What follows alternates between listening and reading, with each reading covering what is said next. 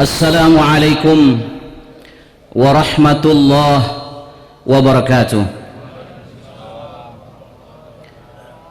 الله أكبر الله أكبر الله أكبر الله أكبر الله أكبر الله أكبر الله أكبر الله أكبر كبيرا والحمد لله كثيرا وسبحان الله بكرة وأصيلا. لا إله إلا الله ولا نعبد إلا إياه مخلصين له الدين ولو كره الكافرون ولو كره المشركون ولو كره المجرمون ولو كره المنافقون. لا إله إلا الله وحده صدق وعده ونصر عبده وأعز جنده وهزم الأحزاب وحده. لا إله إلا الله والله أكبر الله أكبر ولله الحمد. الحمد لله الذي لم يتخذ صاحبة ولا ولدا ولم يكن له شريك في الملك ولم يكن له ولي من الذل وأكبره تكبيرا وأشهد أن لا إله إلا الله وحده لا شريك له لا ند له ولا مثال له وأشهد أن محمدا عبده ورسوله الذي لا نبي بعده وصفيه وخليله وحبيبه أرسله بدين الحق بشيرا ونذيرا وداعيا إلى الله بإذنه وسراجا منيرا.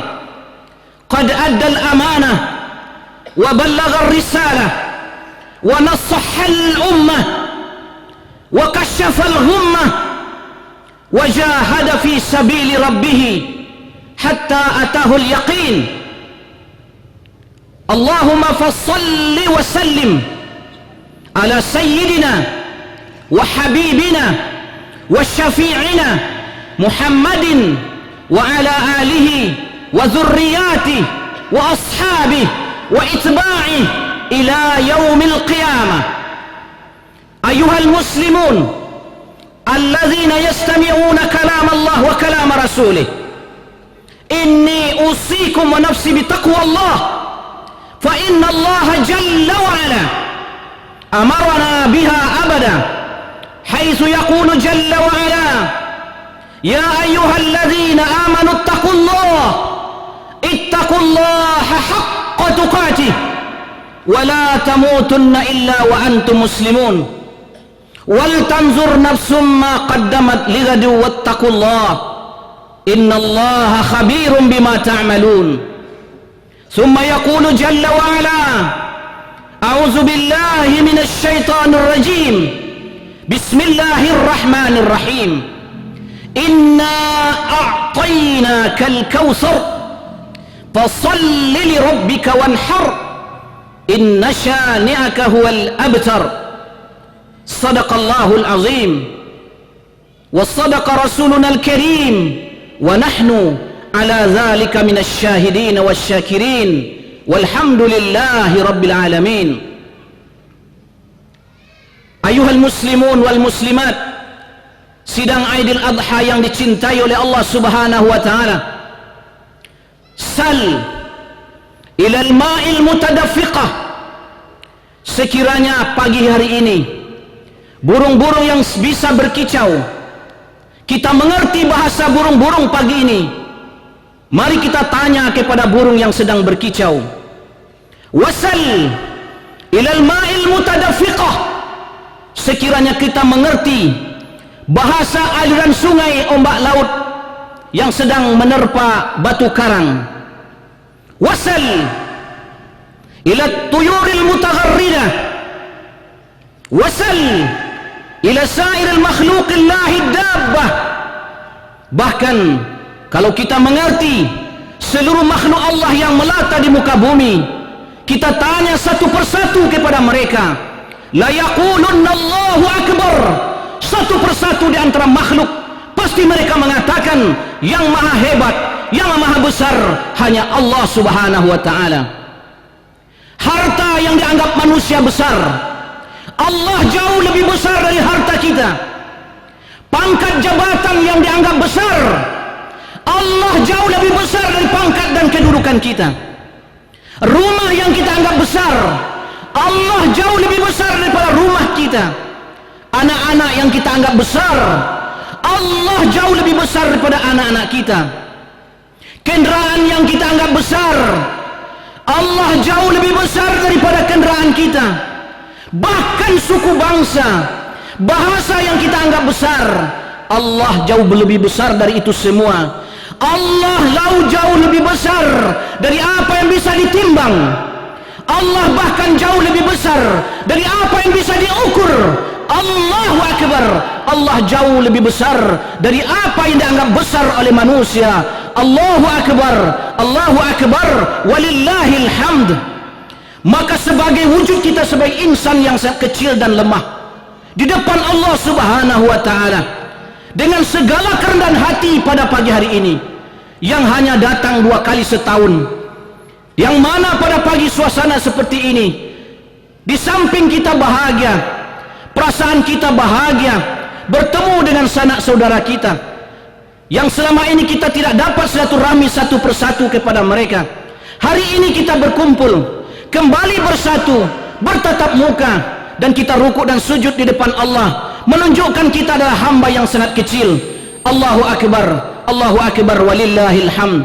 Sujud dan syukur kepada Allah adalah merupakan salah satu cinta kita kepada Allah. Maka pada pagi hari menjelang siang ini, suasana matahari yang sudah mulai menyengat, tapi sekiranya kita sedikit menerawang ke belakang, mengingat baginda Rasulullah sallallahu alaihi wasallam pada bulan April tahun ke-10 dari bulan Hijrah, haji wada, haji perpisahan, beliau 2 kali berkhutbah di padang Arafah. Jangankan tenda khaymah pakai kipas angin dan AC seperti sekarang, jangankan payung yang menaungi beliau, satu helai daripada daun pun tidak ada yang menaungi Nabi sallallahu alaihi wasallam berkhutbah ketika itu di depan 124.000 kaum muslimin, kaum muslimat, laki-laki dan perempuan.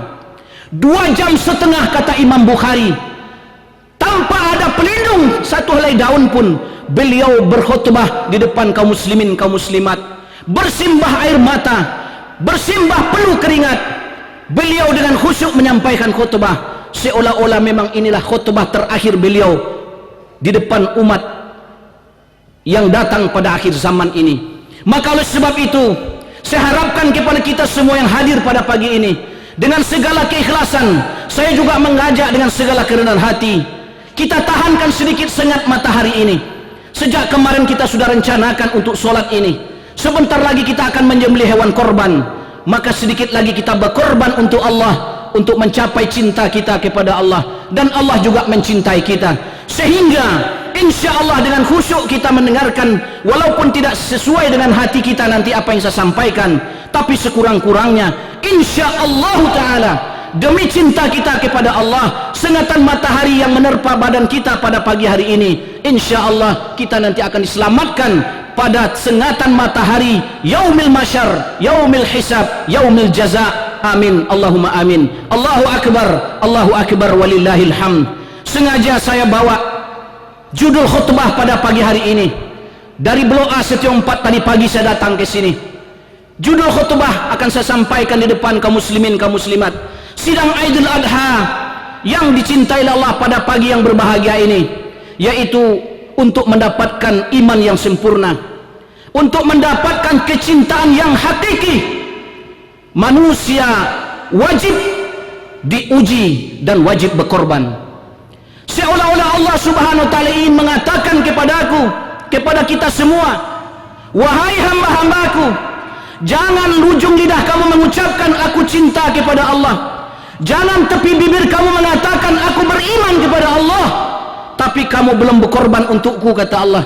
Kamu belum aku uji, kata Allah Subhanahu wa taala, ahasiban nas ayyutraku ayyaqulu amanna wa hum la yuftanun.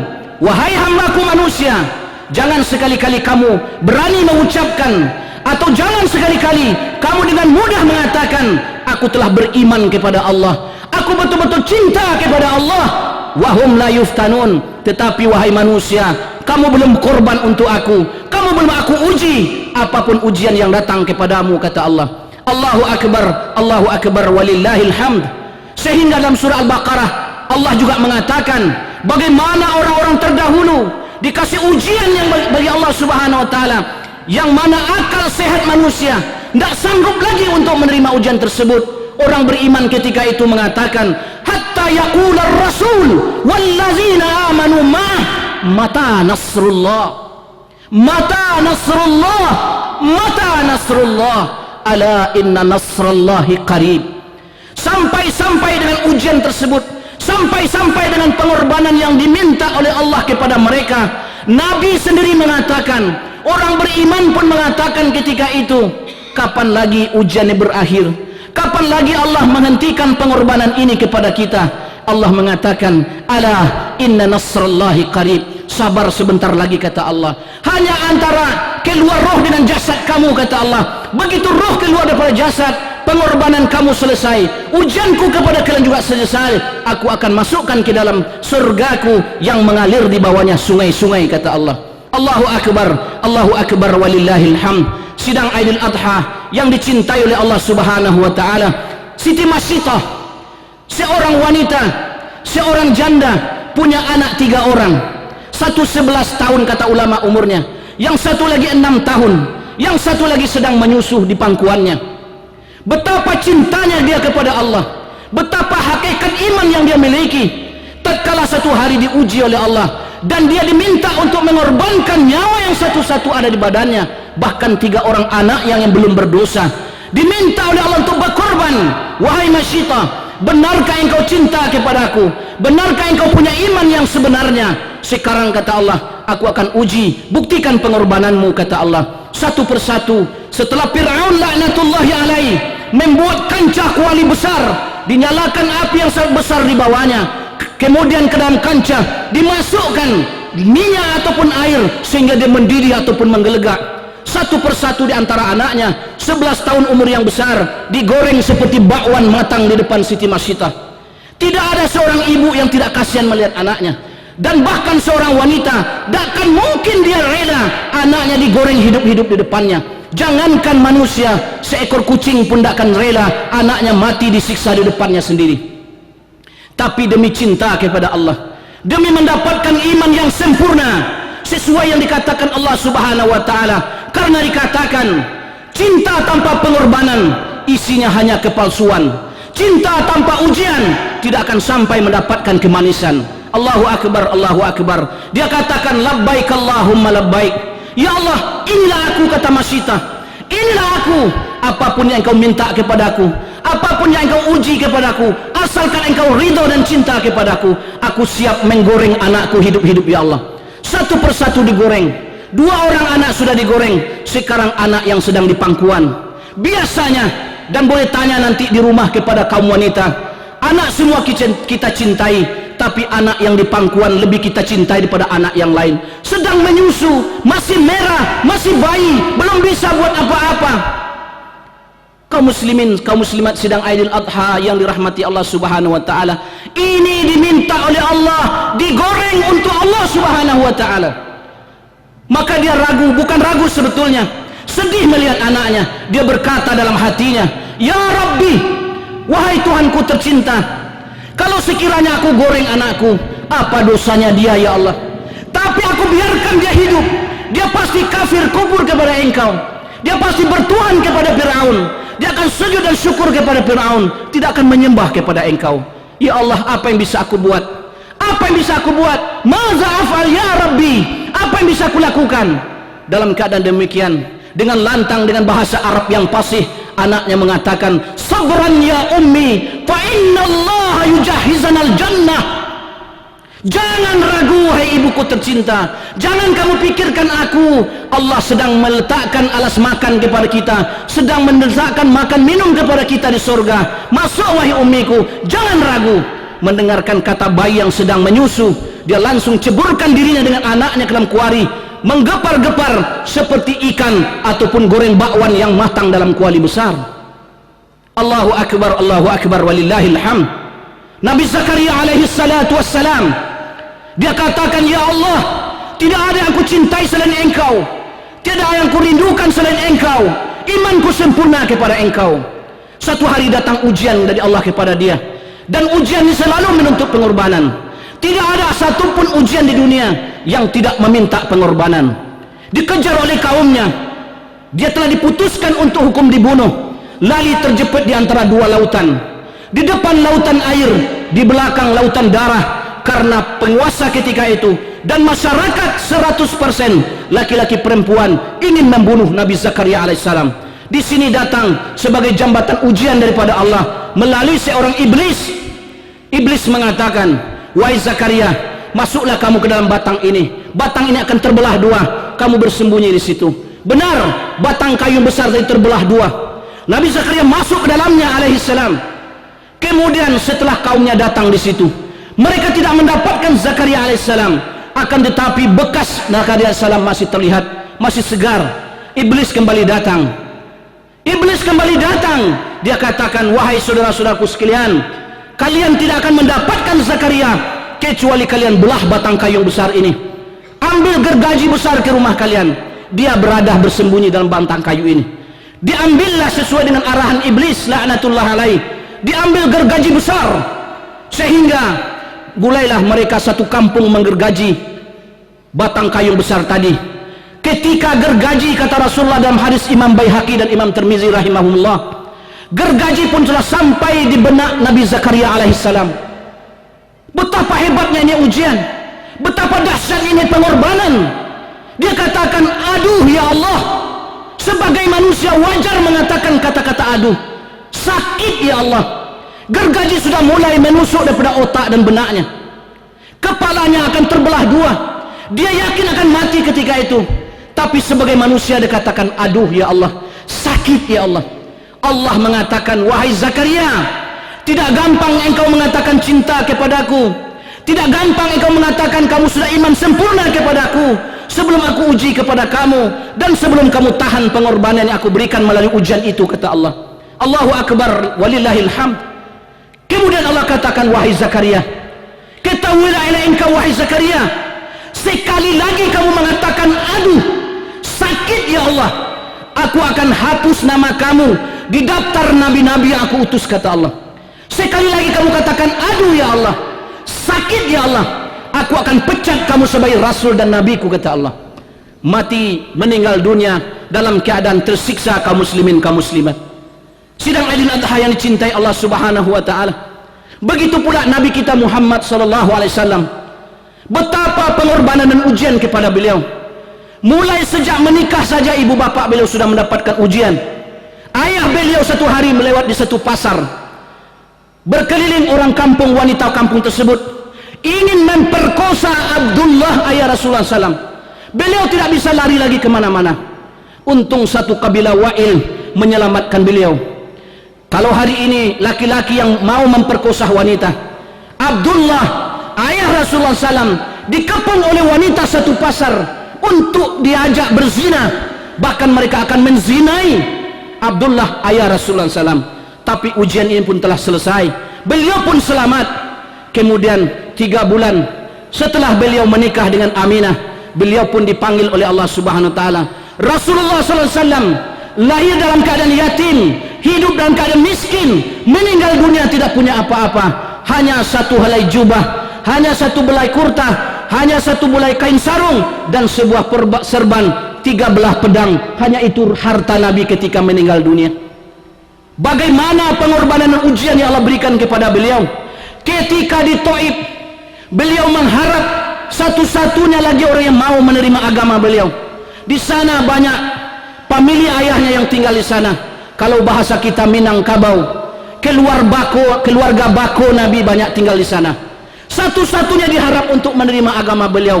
Ternyata sangkaan Rasulullah beda dengan apa yang terjadi perlakuan bangsa Taif atau masyarakat Taif ketika itu. Sejak anak-anak kecil sampai orang tua yang sudah berjenggot, yang seorang tua yang sudah keriput, membawa batu-batu kerikil, membawa kotoran onta, najis sebagainya, melempar Rasulullah SAW, sehingga beliau tertimbun seperti tumpukan pasir atau tertimbun seperti tumpukan kerikil. Tak nampak lagi wajah beliau, tak nampak lagi tubuh Nabi. Sehingga ketika itu malaikat Jibril alaihissalam turun langsung ke muka bumi, yang mana malaikat Jibril memberikan tawaran kepada beliau, anggukkan kepalamu wahai Rasulullah, aku akan angkat dua belah bukit Taif ini, aku tenggelamkan masyarakatnya semua.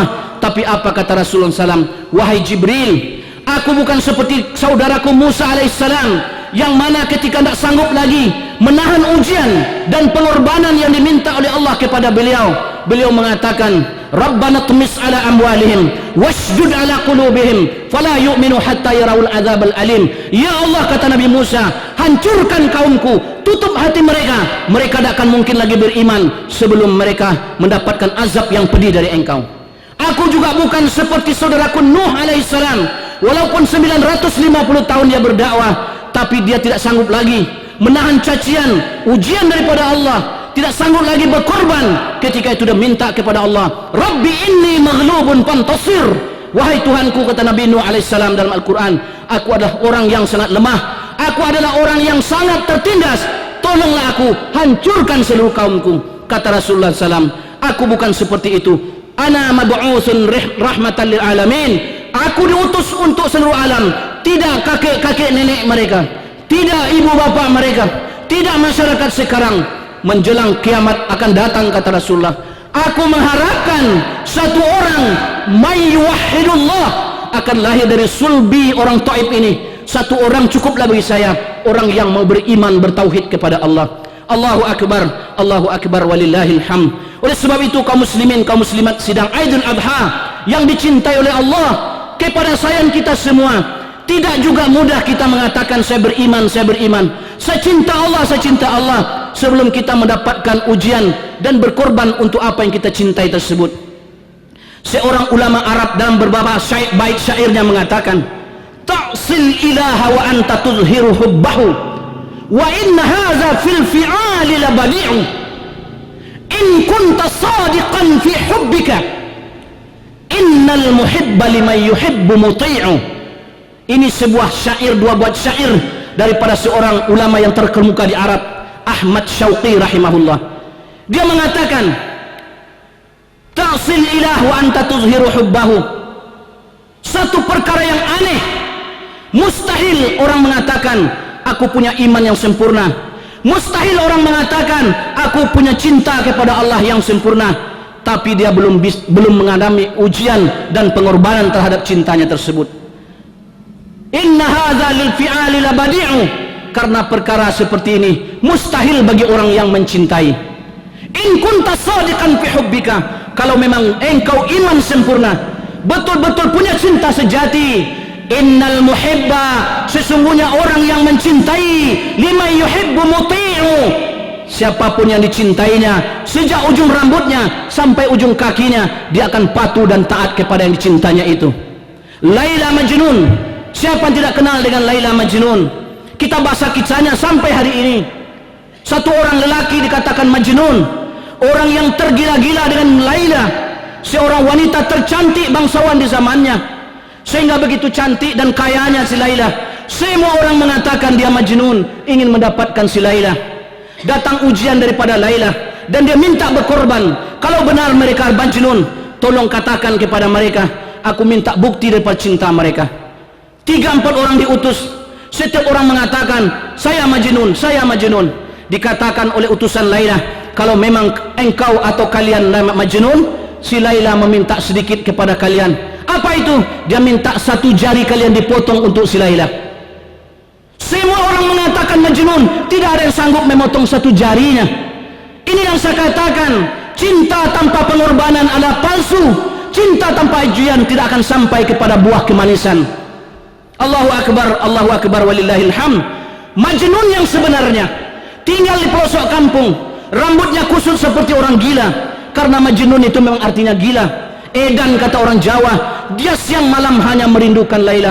Bahkan orang lewat membawa anjingnya, setelah anjingnya lewat, dicium-cium telapak anjing tersebut oleh Majnun. Sekampung orang mengatakan, wahai Majnun, tidakkah kamu anjing itu binatang najis?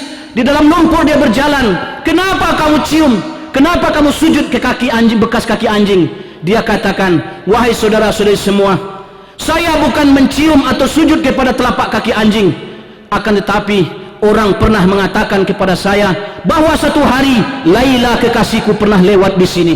Bekas kaki Laila lah yang saya cium katanya. Kalaupun itu dia mendengar daripada orang lain, dia tidak lihat mata kepalanya. Inilah orang yang sebenar punya cinta yang hakiki, punya cinta yang sejati. Orang katakan, wahai Majnun, kalau memang kamu Majnun yang sebenarnya, kami datang daripada istana. Laila meminta sedikit pengorbanan dari kamu. Apa itu kata Majnun? Dia katakan, Laila meminta satu jari kamu sebagai bukti cinta kamu kepada dia. Kata Majnun, kalau benar Laila meminta, jangankan satu jari saya, jangankan 10 jari tangan saya, jangankan 10 jari kaki saya, jantung saya sendiri, kalau memang Laila meminta, pasti saya akan berikan, kata Majnun.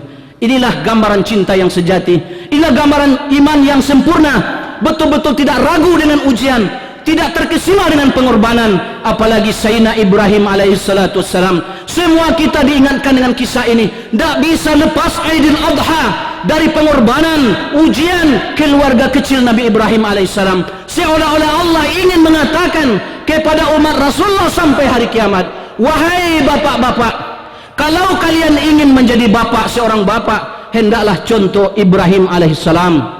Wahai kaum wanita, kalau kalian ingin menjadi seorang istri, contohlah Siti Hajar radhiyallahu anha atau alaiha salam. Wahai anak-anak, wahai generasi muda, kalau kalian memang ingin menjadi anak-anak dan pemuda, contohlah Nabi Ismail alaihi salatu wassalam.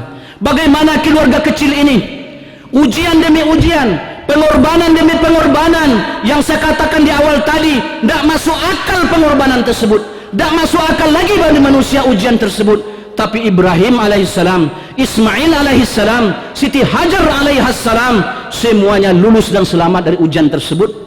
Ujian pertama kepada Ibrahim, dia lahir di tengah-tengah Raja Namrud yang sangat zalim, tidak membenarkan laki-laki lahir ketika itu, sehingga kelahiran Ibrahim di tengah hutan, beliau dicampakkan atau dibuang oleh ibunya di tengah hutan di dalam gua, seolah-olah ibunya dan bapaknya Azar mengatakan, wahai anak, kami tidak bisa merawat engkau, bukan kami tidak cinta dan sayang kepada engkau, keadaan yang tidak bisa membuat engkau hidup bersama kami dan besar bersama kami.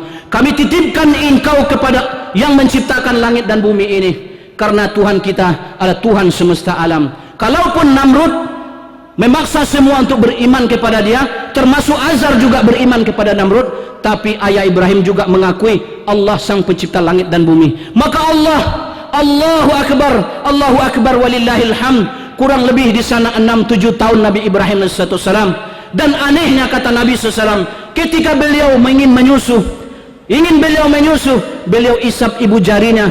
Dari ibu jarinya Allah pindahkan air susu ibunya ke dalam ibu jari Nabi Ibrahim alaihissalam. Jarak seminggu jadi seperti sebulan, sebulan seperti 1 tahun. Begitu cepatnya pertumbuhan Nabi Ibrahim alaihissalam, sehingga pendek cerita, beliau sudah besar.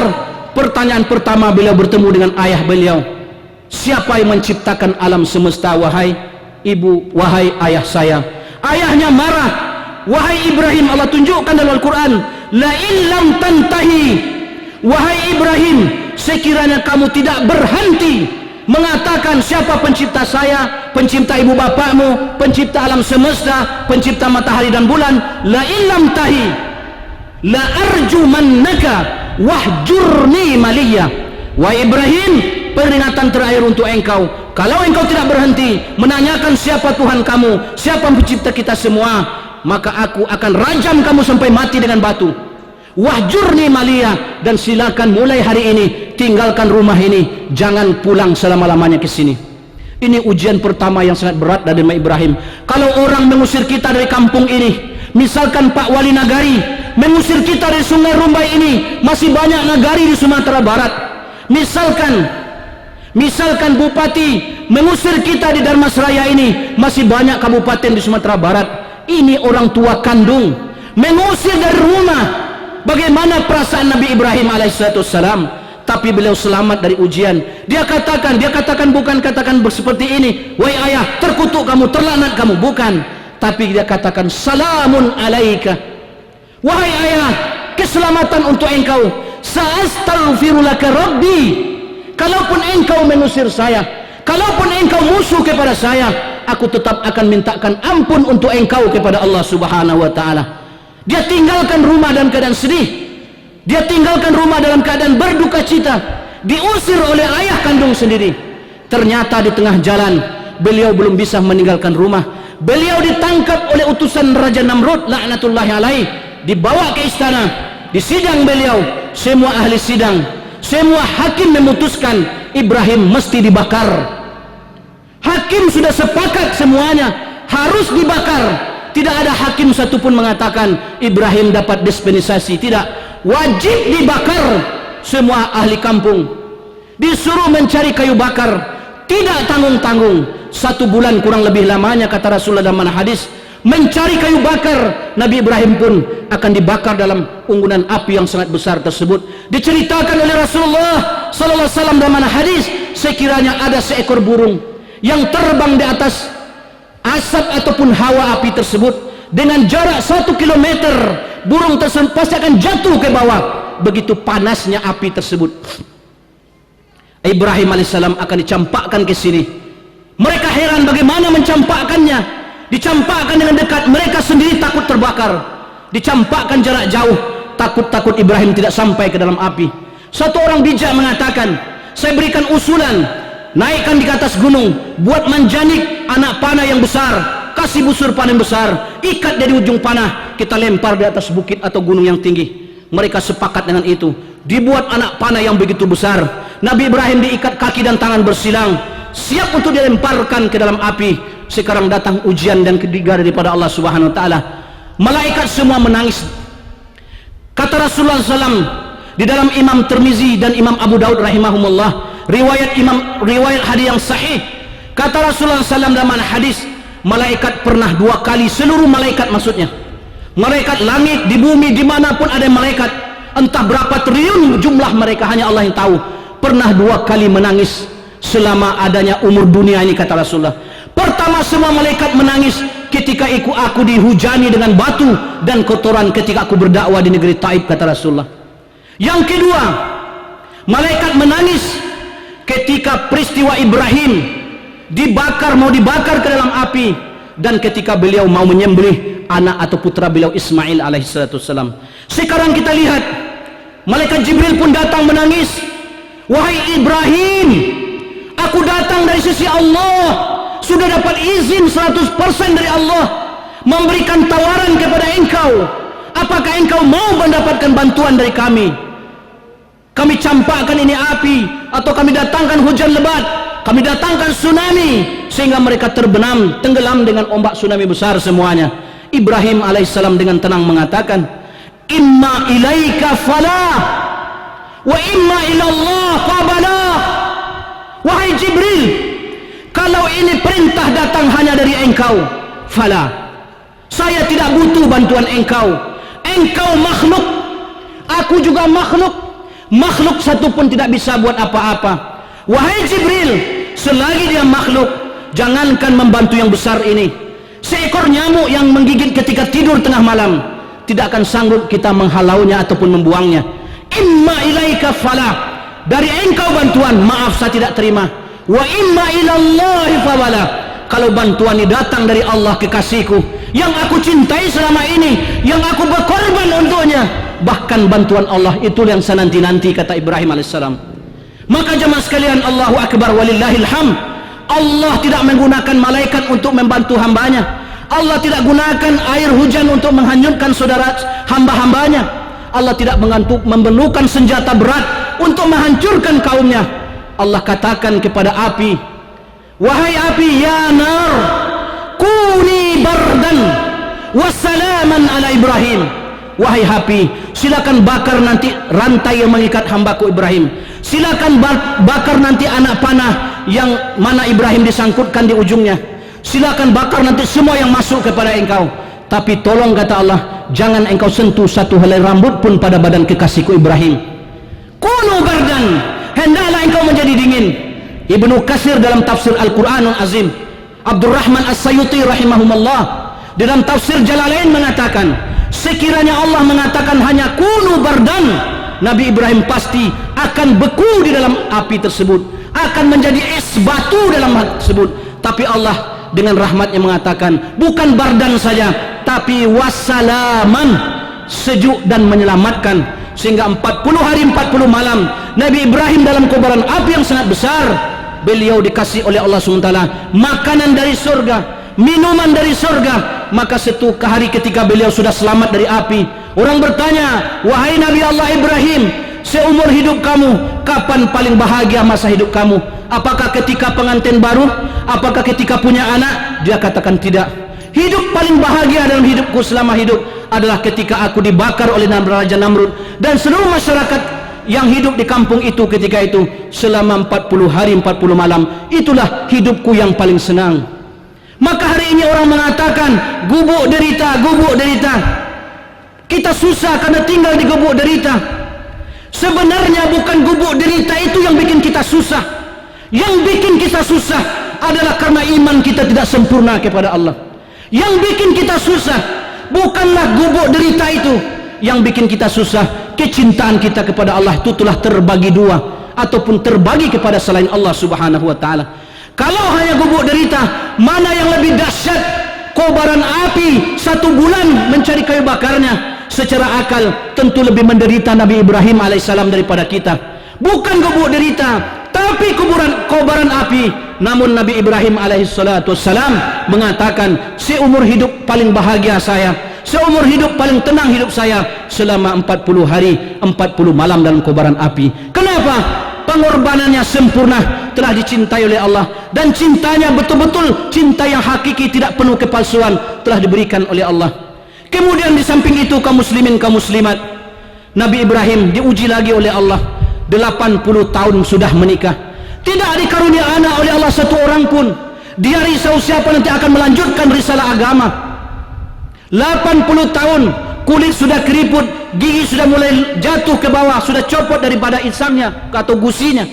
Menurut akal manusia, wanita yang sudah menopos, jangankan untuk melahirkan, datang haid saja tidak mungkin lagi. Tapi Nabi Ibrahim 80 tahun pula berdoa kepada Allah, Rabbi habli minas salihin. Seolah-olah selama 80 tahun beliau berdoa, ya Allah, jangan engkau berikan aku anak, kalaupun tidak punya keturunan tidak masalah, tapi kalau engkau karunia keturunan, kasihlah anak yang saleh, anak yang patuh kepada engkau. Untuk mendapatkan Ismail alaihissalam itu 80 tahun doanya. Ini pelajaran kepada kita semua, terutama yang baru menikah. Jangan hanya sekali dua kali datang kepada Pak Kiai, kepada Ustaz, minta doa anak yang saleh, minta doa saleh. Kita sendiri sebelum menikah, setahun, 2 tahun, 3 tahun, 10 tahun, ibu bapak demikian juga, minta kepada anak, kepada Allah anak yang saleh, anak yang nanti akan membawa kita ke surganya Allah Subhanahu wa taala. Allahu akbar walillahil hamd. Genap umur beliau 86 tahun. Dikasih Allah karunia karena diperintahkan Allah untuk menikah dengan wanita satu lagi, yaitu Siti Hajar.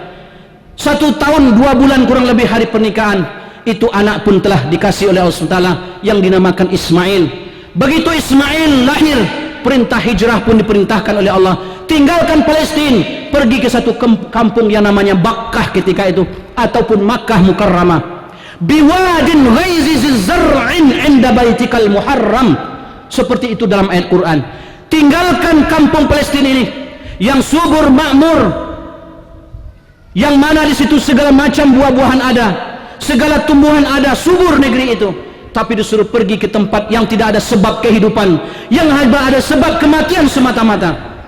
Beliau pun meninggalkan Siti Hajar, Siti Sarah, dan ketika itu pun Siti Sarah dalam hamil besar yang melahirkan anak beliau, yaitu Ismail. Artinya apa? Beliau 86 tahun tidak punya anak. Begitu menikah yang kedua, dikasih anak, melalui istri yang pertama dan melalui istri yang kedua. Jemaah sekalian, bukan berarti saya mengajak kita kepada laki-laki untuk menikah 2, 3, 4, tidak. Ini sunnah Nabi Ibrahim. Kalau memang ada seperti itu, musyawarah baik-baik dengan orang rumah, dengan istri, dengan keluarga. Kalau diizinkan musyawarah, silakan tambah 1 atau 2 lagi, supaya sunnah ini juga hidup. Dan bagaimana dengan menikahnya Ibrahim dengan Siti Hajar? 86 tahun sudah umurnya. Hajar pun dikasih anak Ismail, Siti Sarah pun yang sudah 80 tahun dia pakai, akhirnya dikasih juga oleh Allah seorang putra yang bernama Ishak. Kaum muslimin, kaum muslimat sedang Aidil Adha yang cintai Allah SWT, kita persingkat kisah yang sangat indah ini. Jemaah sekalian, Nabi Ibrahim datang berangkat menuju negeri Makkah, ditemani oleh malaikat Jibril, dan petunjuk pertama dari Jibril AS kepada Ibrahim, kamu tidak boleh mengucapkan kalimat apapun kepada anak dan istrimu. Tidak boleh berkata-kata, hanya boleh dengan isyarat kepala saja. Coba bayangkan, berjalan cuman dengan anak istrinya, anak sedang menyusu lagi memerah, tidak boleh pula bicara dengan istri beliau. Apapun yang diminta istri tidak boleh bicara, hanya dengan isyarat saja. Akhirnya sampai di negeri Makkah, sejauh-jauh mata memandang hanya terlihat batu-batu yang sudah hitam diterpa sinar matahari. Tahulah kita bagaimana dahsyatnya panas suasana di Mekah seperti sekarang ini, 45 sampai 50 derajat. Alhamdulillah, di sini saya bukan sombong, dengan segala kerendahan hati saya mengatakan dan saya mengajak kepada semua yang hadir, saya alhamdulillah sudah dikasih rahmat oleh Allah melaksanakan ibadah haji sampai saat ini baru 10 kali. 2001 haji pertama saya dahulu bertemu dengan beliau, orang tua kita, wali nagari kita bertemu di sana, dan itu perkenalan pertama saya dengan beliau tahun 2001-2002. ketika itu saya masih belajar di Pakistan, kami haji dari Pakistan, dan kami haji berjalan kaki. Haji jalan kaki saya sudah coba, haji pelus saya sudah coba, haji naik pesawat sudah coba, haji naik berjalan kaki sudah coba. Namanya haji adalah perkara yang susah, sehingga dikatakan oleh Al-Quran, wa azim fin nasi bil hajj ya'tika rijalan wa ala kulli dhamir ya'tuna min kulli fajjin amiq. Seru manusia berhaji wahai Ibrahim, nanti semua akan datang kepada seruan engkau, dan mereka akan menunggangi nanti tunggangan mereka sampai di Mekah, nanti akan kurus kerempeng, kata Allah. Jadi orang berhaji itu bukan dia saja yang kurus, unta kendaraannya ketika itu juga menjadi kurus. Begitu dahsyatnya susahnya ibadah haji. Kenapa kita disuruh haji? Ini menunjukkan kesempurnaan iman kita kepada Allah, menunjukkan kecintaan kita kepada Allah. Memakai pakaian dua yang tidak berjahit, satu diselempangkan di atas di dada kita, satu lagi di pinggang kita. Kadang-kadang kita yang baru pertama kali coba haji, tidak tahu apa cara masangnya, kadang terbalik, kadang nyangkut, kadang tidak. Pakai ikat pinggang, kadang copot juga, tidak masalah. Rambut kusut, kadang tidak berminyak, tidak boleh pakai minyak harum. Ibu-ibu tidak boleh pakai makeup, tidak boleh pakai lipstick 3 kilo seperti sekarang ini. Mereka tidak dibolehkan pakai harum-haruman, menatakan cinta kita kepada Allah. Apa seruan kita? Labbaik Allahumma labbaik, labbaik la syarika lak labbaik. Ya Allah, walaupun jauh dari negeri Sungai Rumbai, walaupun jauh dari Dharmasraya, walaupun jauh di tengah hutan Indonesia, inilah kami ya Allah, kami sambut panggilan engkau, kami sambut panggilan engkau. Walaupun kami tinggalkan orang yang kami cintai di rumah kami, walaupun kami tinggalkan makanan yang kami sukai setiap hari di rumah kami, akan tapi demi cinta kami kepada engkau ya Allah, demi iman kami kepada engkau, kami akan taat dan patuh kepada engkau. Inilah arti labbaik Allahumma labbaik. Inilah saya wahai Allah, aku sepenuhi panggilan engkau. Allahu Akbar walillahil hamd. Maka Nabi Ibrahim ketika itu diperintahkan oleh Allah untuk meninggalkan istri dan anaknya. Sampai 3 kali Siti Hajar mengatakan, wahai Ibrahim, kenapa kamu tinggalkan kami di sini? Kenapa kamu menganiaya kami? Kenapa tidak di sana kamu tinggalkan di Palestina? Ibrahim sampai 3 kali ditanya seperti itu. Sesuai arahan Allah melalui malaikat Jibril, kamu tidak boleh bicara dengan istri kamu, hanya boleh dengan isyarat. Akhirnya terbetik rasa iman dalam hati Siti Hajar. Wahai Ibrahim, Allahu amiruka an atrukana. Wahai Ibrahim, apakah ini perintah Allah? Kamu meninggalkan kami ini karena Allah kah wahai Ibrahim, atau karena nafsumu? Nabi Ibrahim menganggukkan kepala. Wahai istri tersayang, wahai putra tercinta, bukan karena diri saya yang kejam kepada kalian, bukan saya yang ingin mengani ini kalian, tapi ini semata-mata perintah Allah sesuai dengan isyarat Nabi Ibrahim. Apa kata Siti Hajar? Wahai Ibrahim, kalau ini memang perintah Allah, kalau ini ujian betul dari Allah, Allah meminta kami berkorban, fadhhab ya Ibrahim fa idzan la yudayyi'ana Allah. Ibrahim, silakan pergi, jangan pikirkan anakmu, jangan pikirkan aku bisa mengurus diriku sendiri, aku adalah istri yang terbaik di antara istri yang ada di muka bumi. Wahai Ibrahim, pergilah, mau berapa hari, mau 3 hari, mau 40 hari, mau 4 bulan, mau 1 tahun, mau 4 tahun, mau sampai mati dah balik-balik, kalau memang Allah memerintahkan engkau, pergi wahai Ibrahim. Dengan tenang hati Ibrahim pun meninggalkan anak dan istrinya. Ternyata singkat cerita, Rasulullah bercerita di depan para sahabat, kepergian Ibrahim bukan 3-44 bulan, bukan 1 tahun 2 tahun, 13 tahun kata Rasulullah. Ibrahim meninggalkan Siti Hajar biwadin ghairi zar'in inda baitikal muharram. Tidak ada sawah ladang tempat bercocok tanam, tidak ada setetes air pun sebab kehidupan, yang ada hanya sebab kematian saja. Di atas ada langit, matahari yang sangat menyekat ketika musim panas, tidak ada selimut tebal ketika musim dingin. Allahu Akbar walillahil hamd. Bagaimana ini ujian, bagaimana ini pengorbanan. Oleh sebab itu kaum muslimin, kaum muslimat, sidang Aidil Adha yang cintai oleh Allah Subhanahu wa taala, sepulangnya Nabi Ibrahim, malam pertama tidur dengan anak dan istrinya setelah 13 tahun berpisah. Tidak bisa kita bayangkan, karena tidak ada bahasa di dunia ini yang bisa menerjemahkan betapa bahagianya hati Ibrahim, betapa senangnya hati Ismail, betapa senangnya hati Siti Hajar. Sudah 13 tahun berpisah dengan suami, berpisah dengan ayah, sekarang dipertemukan, satu rumah satu atap. Malam pertama tidur, belum sampai meluruskan pinggang, kata Rasulullah SAW dalam hadis, Allah firmankan kepada Ibrahim, wahai Ibrahim, jangan nyenyak-nyenyak tidurnya, cepat bangun, solat tahajud, asah pisau tajam-tajam, kata Allah. Cepat bangun, jangan nyenyak-nyenyak tidurnya, asah pisau tajam-tajam. Setelah kamu solat tahajud, nanti sewaktu duha, sembelih anak kamu Ismail atas perintah saya. Itu kata Allah dalam wahyu mimpi Ibrahim. Nabi Ibrahim terkejut, inikah khayalan dari setan? Apa benar mimpi ini datang daripada Allah? Ini mimpi, kata ulama, bukan sekali 2 kali. Mimpi datang kepada beliau sebanyak 86 kali. 86 kali ini kalimat datang di telinga Ibrahim, menusuk dalam hatinya. Sesuai dengan umur beliau, sampai umur 46 dikasih putra oleh Allah, Ismail alaihissalam. Dia yakin dan percaya ini bukan mimpi dari iblis, ini bukan khayalan dari hawa nafsu, ini benar perintah engkau. Ibrahim mengatakan, labbaik Allahumma labbaik, labbaik la syarika laka labbaik, innal hamda wan ni'mata laka wal mulk la syarika lak. Aku sambut seruan engkau ya Allah, aku patuhi apa yang kau katakan, sekalipun engkau suruh saya membeli anakku sendiri, tidak masalah ya Allah, yang penting engkau cinta kepada saya, yang penting engkau matikan saya dalam keadaan beriman. Setelah subuh, Nabi Ibrahim katakan kepada istrinya, wahai istriku Siti Hajar, tolong engkau mandikan anak kita Ismail. Kita tidak bisa membayangkan betapa tampannya Ismail, anak paling tampan sedunia ketika itu adalah Ismail. Kenapa Ismail paling tampan? Karena kata Rasulullah sendiri dalam hadis Bukhari Muslim, nur aku, cahaya wajahku Allah titipkan dalam tulang sulbi daripada Ismail alaihi salatu wassalam. Itu yang membuat Ismail bertambah gagah. Sedangkan tidak ada nur Muhammad dalam badan seseorang saja, keturunan Nabi itu semua orang gagah, apalagi ada nur Rasulullah dalam badan Ismail. Nabi SAW adalah keturunan Nabi Ismail alaihi salatu wassalam. Begitu gagahnya, ilmunya tidak bisa diceritakan, bijaknya, akhlaknya, nomor 1 di antara seluruh anak-anak ketika itu sedunia.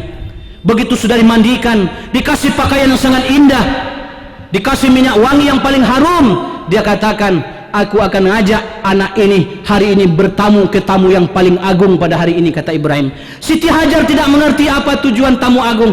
Ismail dengan gembira karena sudah 13 tahun berpisah dengan ayah, sekarang hari kesempatan untuk bermain dengan ayah tercinta. Waktu duha seperti ini diajak ke satu lembah bernama Lembah Mina, yang pagi hari ini 3.200.000 kurang lebih seluruh penjuru dunia, timur, barat, utara, selatan, pagi ini akan melontar Jumratul Aqabah setelah kemarin mereka wukuf di Arafah. Hari ini semua 3.200.000 orang kurang lebih sekarang sedang merayap seperti semut ingin melontar Jumratul Aqabah. Dan inilah syariat daripada Ismail alaihissalam, yang mana ketika itu beliau melontar daripada syaitan iblis yang terkutuk, yang terlaknat dari Allah. Maka setelah puas bermain, datanglah Nabi Ismail kepada ayahnya, didudukkan baik-baik seperti orang yang mau bermusyawarah dengan baik. Dia katakan, wahai putraku, inni arafil manam. Tadi malam ayah bermimpi, nak. Mimpi bukan sembarangan mimpi. Inni azbahuka.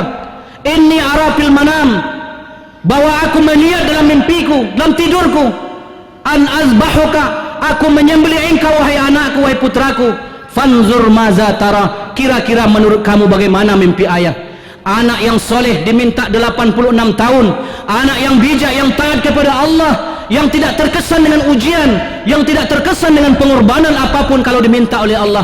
Dengan lantang dia katakan, ya abatif'al ma tu'mar satajiduni insyaallahu minas sabirin. Wahai ayah, jangan ragu, jangan engkau gentar, jangan engkau sedih, segerakan sembelih aku, engkau akan mendapatkan. Ismail bukan sebagaimana anak yang lain. Ismail adalah bersabar atas perintah Allah Subhanahu wa taala. Nah, di saat ini kata Rasulullah, semua makhluk Allah, termasuk triliunan jumlah malaikat, hanya Allah yang tahu, semua menangis mengatakan, ya Allah, Ismail tidak berdosa, di dalam tubuhnya ada nur Muhammad sallallahu alaihi wasallam, baik anak yang tidak berdosa, ya Allah, kenapa engkau biarkan untuk disembelih? Allah mengatakan, wahai malaikat, wahai hamba-hambaku yang melihat peristiwa ini, aku tahu apa yang ada di hati Ibrahim, aku tahu apa yang ada di hati Ismail, aku tahu apa yang ada di hati Siti Hajar. Aku tidak ingin menzalimi mereka, aku bukan mengatakan ingin menyembelih anaknya, bukan. Aku hanya ingin mengatakan, wahai hamba-hambaku, kalau memang kalian mencintai aku, kalau memang kalian beriman kepadaku, korbankanlah apa yang kalian cintai dari diri kalian untuk aku, kata Allah. Aku hanya ingin menyembelih rasa cinta Ibrahim, rasa cinta Ismail kepada ayahnya, Ibrahim kepada anaknya, rasa cinta Siti Hajar kepada putranya. Hanya itu yang ingin aku sembelih, kata Allah, bukan leher anaknya, kata Allah Subhanahu wa taala. Allahu akbar, Allahu akbar. Ketika Allah Subhanahu wa taala mengatakan dalam Quran, falamma aslama wa tallahu lil jabin, Ismail dan Ibrahim kedua-duanya telah berserah diri kepada Allah. Wa tallahu lil jabin, dia letakkan leher Ismail di atas sebuah batu besar. Setelah dia letakkan di situ, kata Allah Subhanahu wa taala, qad saddaqtar ru'ya Ibrahim, kamu telah benar, iman kamu sudah aku akui wahai Ibrahim, pengorbanan kamu sudah aku redoi, aku sudah suka dengan pengorbanan kamu.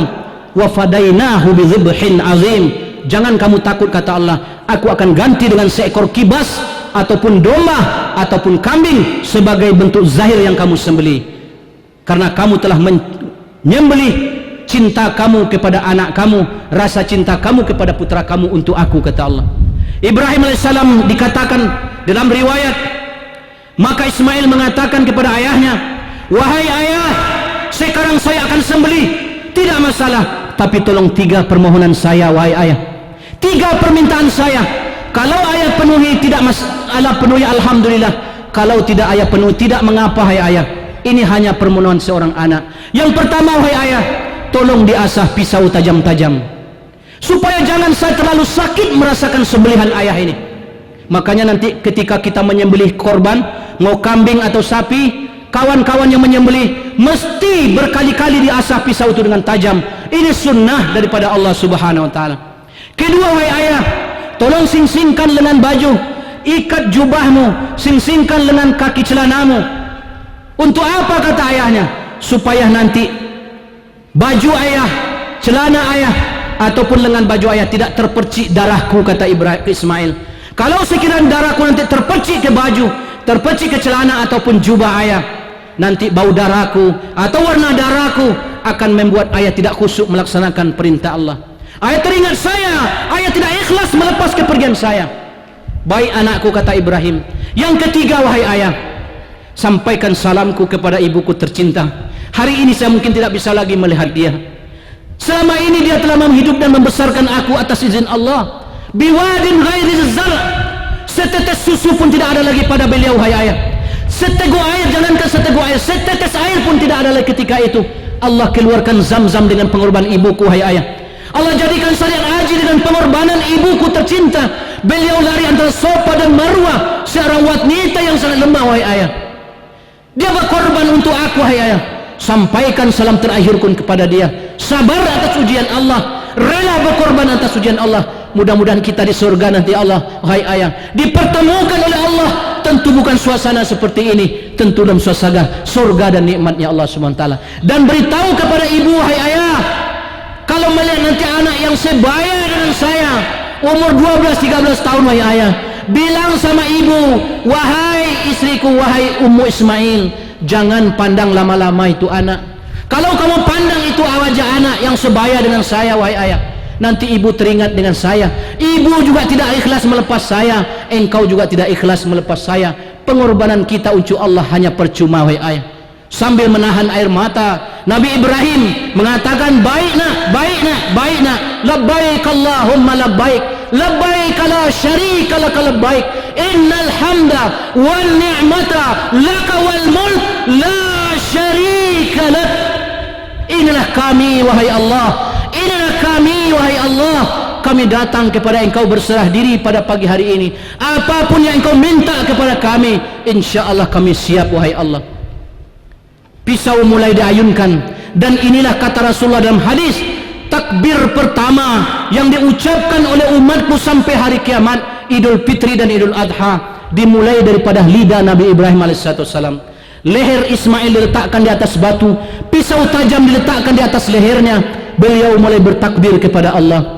Allahu Akbar, Allahu Akbar, Allahu Akbar. Malaikat semua di langit, jamaah sekalian, semua malaikat menangis melihat peristiwa ini. Mereka serentak menyawat takbir Ibrahim, la ilaha illallah wallahu akbar. Dengan perasaan bahagia, Ismail menyempurnakan ini takbir, saudara sekalian. Allahu akbar walillahil amd. Nabi Ibrahim khusyuk dengan khusyuknya kepada Allah, lupa ada pisau, lupa ada leher. Ismail juga khusyuk bertakbir. Semua makhluk Allah menangis menyaksikan ini, jemaah sekalian. Allah katakan, wa fadainahu bizibhin azim. Wahai Ibrahim, wahai Ismail, kami tidak tega. Jangankan engkau, wahai Ibrahim, yang patuh dan tunduk kepada aku, seekor semut pun kami tidak tega, kata Allah menganiayanya. Wa fadainahu bizibhin azim. Aku gantikan seekor domba, kambing yang gemuk sebagai ganti anakmu Ismail. Maka Ismail sudah selesai melaksanakan ujian tersebut, Ibrahim pun sudah selesai, Siti Hajar juga selesai. Sekarang tinggal saya dan kita semua. Tadi kita dengar daripada Bapak Wali Nagari, tahun kemarin lebih daripada 60 ekor kambing sapi kita korbankan untuk Allah, sebagai rasa cinta kita kepada Allah. Tahun ini kenapa berkurang? Tahun ini kenapa semangat kita cinta kepada Allah kok berkurang? Ini satu cinta yang palsu, ini satu cinta yang tidak ada hakikatnya di sisi Allah Subhanahu wa taala. Tapi sungguh pun demikian, masih ada kesempatan. Karena hari raya berkorban bukan tanggal 10 Zulhijjah saja, ada hari tasyrik namanya, 11, 12, 13, masih aja 3 hari tersisa kepada kita untuk menyembelih hewan korban. Makanya kata Rasulullah, hari raya yang paling besar sebenarnya adalah hari raya Idul Adha, adalah hari raya korban. Kalau hari Idul Fitri mulai tenggelam matahari pada tanggal terakhir bulan daripada bulan Ramadan sampai menjelang solat Idul Fitri dilaksanakan, selesai takbir, tidak boleh lagi kita melaksanakan takbir, membaca takbir. Tapi hari raya Idul Adha mulai tenggelam tanggal 9 Arafah kemarin, 9 Zulhijjah, sampai nanti tenggelam matahari hari tasyrik tanggal 13 Zulhijjah, 5 hari berturut-turut kita disunat muakkadahkan. Bahkan dalam mazhab Imam Hanafi dan Imam Maliki, 5 hari berturut-turut wajib hukumnya kita bertakbir di pasar, di rumah, apalagi setelah selesai solat berjamaah. Allahu Akbar walillahil hamd. Maka Ibrahim dia korbankan anaknya. Saya dan kita hari ini apa yang kita korbankan untuk Allah? Minimal kita sembelihlah seekor kambing atau sapi bersama-sama. Jemaah sekalian, kenapa kita diperintahkan menyembelih sapi, kambing ataupun onta? Sebenarnya yang paling utama disembelih itu adalah onta, yang kedua sapi, yang ketiga adalah kambing. Kenapa? Karena pelajaran kata Rasulullah SAW, onta itu memang dia berjalan lurus saja, dia kuat membawa beban sampai 1000 kg. Tapi onta ternyata kalau sudah berjalan, dia tidak mau menoleh ke belakang, tidak mau menoleh kiri dan kanan. Makanya kata Rasulullah, sifat kebinatangan onta itu pada hari Idul Adha ini kita sembelih. Jangan kita sebagai orang beriman, seorang laki-laki, seorang perempuan, muslim muslimah, kita hanya melihat diri kita sendiri. Solat berjamaah kita rajin 5 waktu, bersedekah, berhaji, berumrah, tapi orang di kiri kanan belakang kita kadang-kadang jangankan untuk haji, untuk makan sehari-hari saja tidak ada bagi dia. Jangankan untuk ke masjid, kadang-kadang solat 5 waktu saja tidak ada kesempatannya. Kita lihat kiri dan kanan kita, lihat ke belakang kita, jangan lihat ke depan saja seperti onta. Masih banyak saudara-saudara kita yang memerlukan bantuan kita. Yang kedua, kenapa sapi ataupun kerbau? Kata Nabi dalam hadis, ada satu sifat sapi dan kerbau yang tidak disukai oleh Allah, dan ini kita sembelih sifat itu pada hari raya Idul Adha ini. Apa sifat sapi dan kerbau? Sifatnya hanya asal perut kenyang saja. Terbit dan terbenam matahari, yang penting perut saya kenyang, punya anak, punya istri, selesai masalah saya. Sifat kebinatangan ini yang mesti kita sembelih pada hari ini. Yang ketiga, kambing, domba ataupun biri-biri. Kenapa sifat kambing, domba, biri-biri kita mesti kita sembelih? Karena kata Rasulullah dalam hadis, sifatnya kambing ataupun domba ini suka merengek, mengeluh kepada Allah. Kita lihat apa namanya ini, kambing, kita bawa ke medan makanan, tempat lapangan yang hijau ranau rumputnya, dia tetap katakan mbe. Dikasih makan kenyang-kenyang enak-enak, dia mbe. Kita paut dia dalam kandang, katakan mbe. Mau kita sembelih, dia katakan mbe. Sifat mbe-mbenya kambing ini, sifat suka mengeluh ini kita sembelih hari ini. Kita lihat manusia sekarang, umat Islam seperti itu. Turun harga sawit, mengeluh kepada Allah. Turun harga karet, mengeluh kepada Allah. Dikasih sehat, mengeluh kepada Allah. Dikasih sakit, mengeluh lagi kepada Allah. Dikasih panas, mengeluh kepada Allah. Dikasih hujan, mengeluh kepada Allah. Ini sifat embe-embeknya kambing ini. Hari ini insya Allah kita sembelih semuanya sampai kita mati menghadap Allah SWT.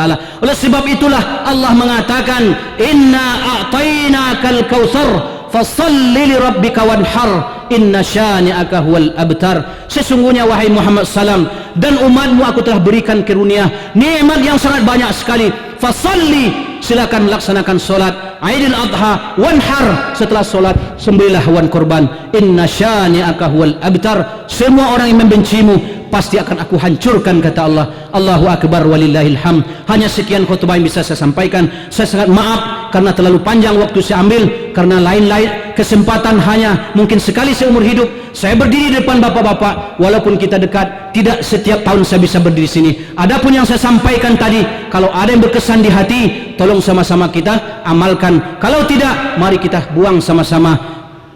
Fa'tabiru ya ulil absar la'allakum turhamun. Qul huwallahu ahad, Allahus samad, lam yalid.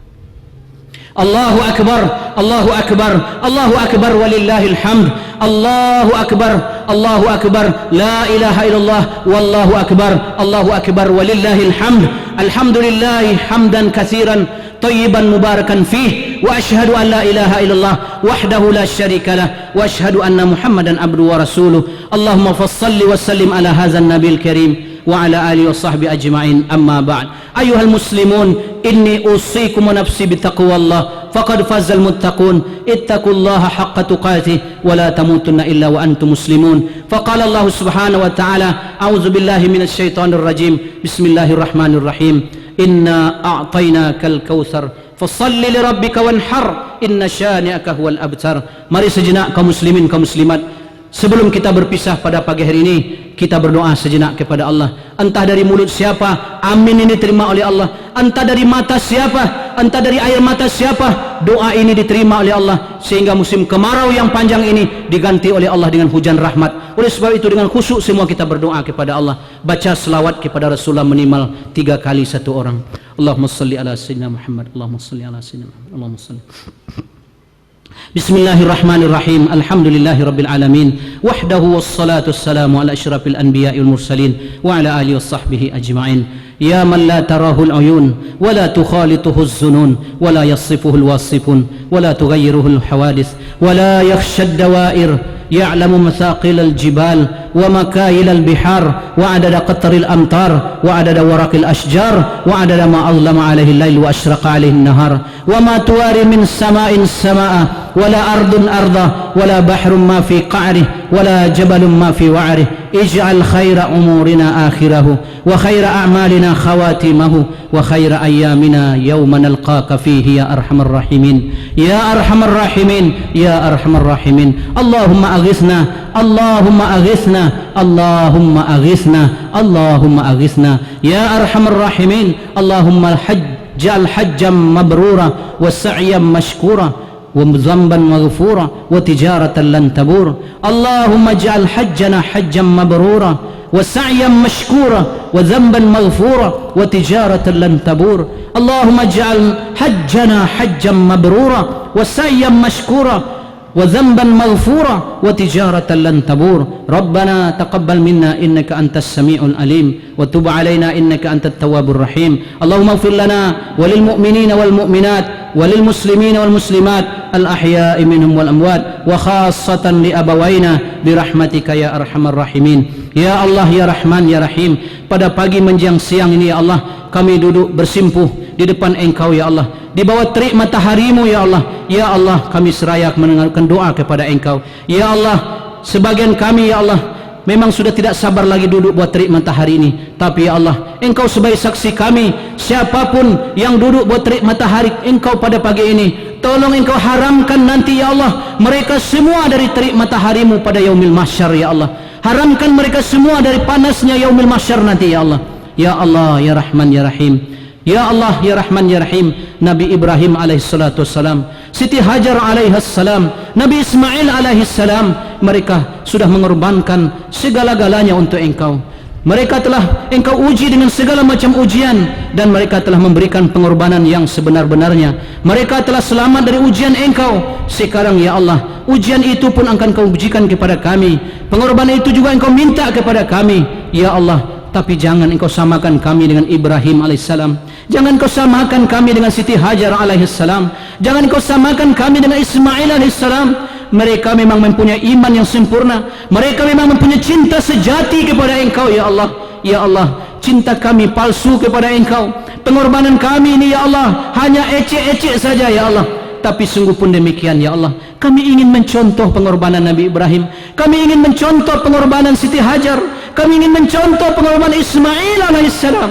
Ya Allah, kalau kami tidak bisa 100% seperti mereka, ya Allah, jangan 100% pula kami tidak mencontoh mereka ya Allah. Kalaupun 100% ya Allah, karunialah kami untuk mencontoh orang-orang baik itu ya Allah. Ya Allah ya Rahman ya Rahim, ya Hayyu ya Qayyum. Nabi sallallahu alaihi wasallam dengan mata kepala melihat wajahmu ya Allah. Para sahabat Nabi dengan mata kepala melihat wajah Rasulullah SAW. Ya Allah, para tabi'in dengan mata kepala melihat wajah sahabat Nabi sallallahu alaihi wasallam. Ya Allah, Engkau tahu ya Allah, hari ini ya Allah tidak ada yang kami lihat ya Allah kecuali dosa dan maksiat sepanjang hari ya Allah. Ya Allah, mata kami sudah buta melihat benda yang haram ya Allah, telinga kami sudah peka mendengar benda yang haram ya Allah, hati kami sudah capek menghayalkan perkara yang haram ya Allah. Ya Allah, kadang-kadang kami makan benda haram, kadang-kadang kami minum benda haram ya Allah, kadang-kadang kami memakai benda haram, hidup kami banyak dibesarkan dalam benda haram ya Allah. Ya Allah, ampuni kami semua, ampuni kami semua ya Allah, ampuni ibu bapa kami, ampuni sanak keluarga kami, baik yang ada di sini, yang di perantauan, yang di mana saja mereka berada. Ya Allah, kalau masih hidup mereka ya Allah, berikan mereka kesehatan zahir dan batin, berikan kepada mereka keteguhan iman, berikan kepada mereka istiqamah dalam Islam. Jangan engkau cabut nyawa kami sebelum kami betul-betul menyerahkan diri 100% kepada engkau.